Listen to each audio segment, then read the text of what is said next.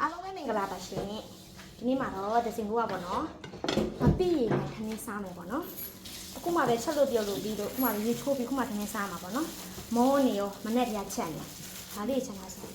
ဒါအခုစီကိုသွားပြီးတော့ငါချက်ထားတာဒါငရှည်ပေါ့နော်ကျမတို့အေယာဝတီဘက်မှာဆိုငရှည်ပေါ့ငရှည်လို့ခေါ်တယ်ပေါ့နော်တိုးမြုပ်ကတော့အစုံပဲနားမပြည့်ညစ်လေးရောပါတယ်ပေါ့နော်ကဲကျမတို့တွေခင်းစားနေပေါ့နော်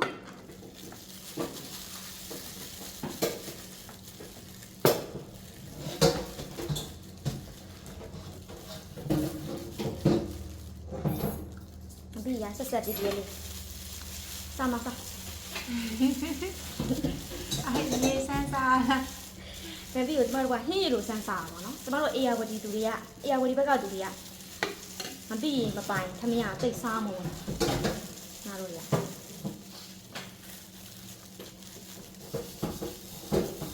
့တော့မစားတယ်မဖွင့်နေတော့ ဖွင့်နေတော့ကျမအမမပါဘူးကျမအမဒီဘက်တော့ကျမအမမနက်ကတော့ဝယ်လာတဲ့ဈေးတော့ဝယ်လာတဲ့အတိုးမြုပ်ပေါ့နော်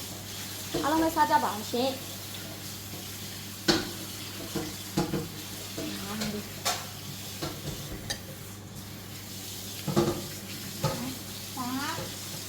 ဒီနေ့ကမှ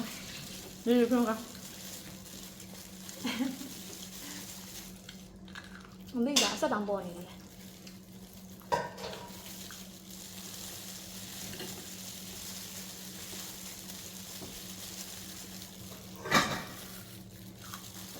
ဟာဒီကျွနေရောဒီပိုင်းနဲ့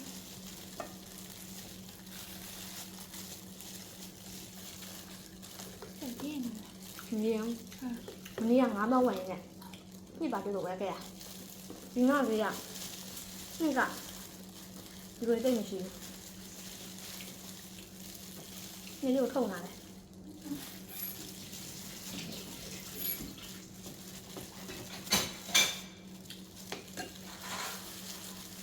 ဟာသမင်းစားတယ်သမင်းကုန်ပါသမင်းမစားဘူးမြင်ကုန်ပါဒီဘက်ကမှသမင်းတအားများနေတော့ဒုက္ခရောက်ငါတို့မျိုးက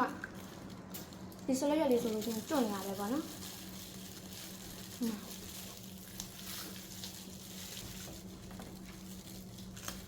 အားကြီးကျွတ်တယ်ဘုံမျိုးဒီလိုမတို့ပါဘူး